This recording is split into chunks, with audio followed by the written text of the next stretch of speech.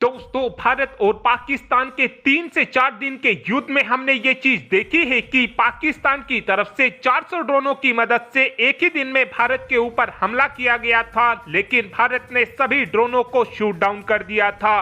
साथ में पाकिस्तान की तरफ से दिल्ली के अंदर फतेह-2 नाम की बैलिस्टिक मिसाइल भी दागी गई थी और हमारे S-400 डिफेंस सिस्टम ने पाकिस्तान की इस फतेह-2 बैलिस्टिक मिसाइल को शीर्षा के अंदर मारकर गिरा दिया था।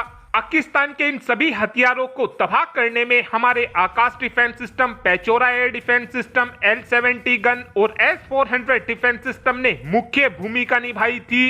इन सभी डिफेंस सिस्टम के कारण पाकिस्तान भारत को नुकसान नहीं पहुंचा पाया है। भारत में S-400 डिफेंस सिस्टम की सफलता को देखते हुए अब रशिया की तरफ से भारत को अपना S-500 डिफेंस सिस्टम भी ऑफर कर दिया गया है। और इतना ही नहीं, बल्कि रशिया तो इस समय S-500 डिफेंस सिस्टम को मेक इन इंडिया के तहत भारत के अंदर बनाने के लिए भी पूरी तरीके से तैयार हो चुका है। इस वक्त रशिया का भारत से कहना है कि हम ये चाहते हैं कि भारत S-500 डिफेंस सिस्टम का पहला कस्टमर बने। और जैसे ही रशिया की तरफ से ये ऑफर भारत को दिया गया है, उसके तुरंत बाद ही चाइना, पाकिस्तान के साथ साथ अमेरिका भी पूरी तरीके से बौखला उठा है। इस समय पाकिस्तान तो इस वजह से परेशान हो गया है क्योंकि जब पाकिस्तान S-400 डिफेंस सिस्टम के होते हुए ही भारत के अंदर एक भी बैलिस्टिक मिसाइल नहीं मार पा रहा था, तो जब भारत के पास S-500 डिफेंस सिस्टम आ जाएगा, उसके बाद तो चाहकर भी पाकिस्तान भारत के ऊपर बैलिस्टिक मिसाइल से हमला करने से पहले 1000 बार जरूर सोचेगा। ऐसा मैं क्यों बोल रहा हूँ, वो वीडियो के एंड तक आपको भी पता चल जाएगा। रशिया की इस ऑफर को देखने के बाद अमेरिका इस वजह से परेशान हो चुका है क्योंकि अगर भारत ने S-500 डिफेंस सिस्टम ले लिया तो उसके बाद जो अमेरिका ने पाकिस्तान को F-16 फाइटर जेट दिए हुए हैं, भारत उन फाइटर जेट को पाकिस्तान के अंदर ही काफी आसानी से मारकर गिरा सकेगा, जिससे अमेरिका के हथियारों की बेइज्जती होनी शुरू हो जाएगी।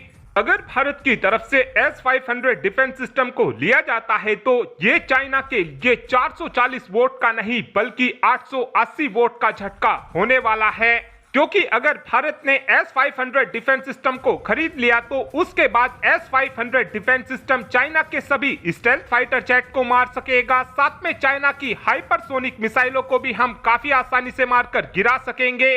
और अगर चाइना की तरफ से अपनी सैटेलाइट की मदद से हमारे ऊपर नजर रखने की कोशिश की जाएगी तो उस कंडीशन में S-500 डिफेंस सिस्टम चाइना की उन सैटेलाइट को भी काफी आसानी से मारकर गिरा सकेगा।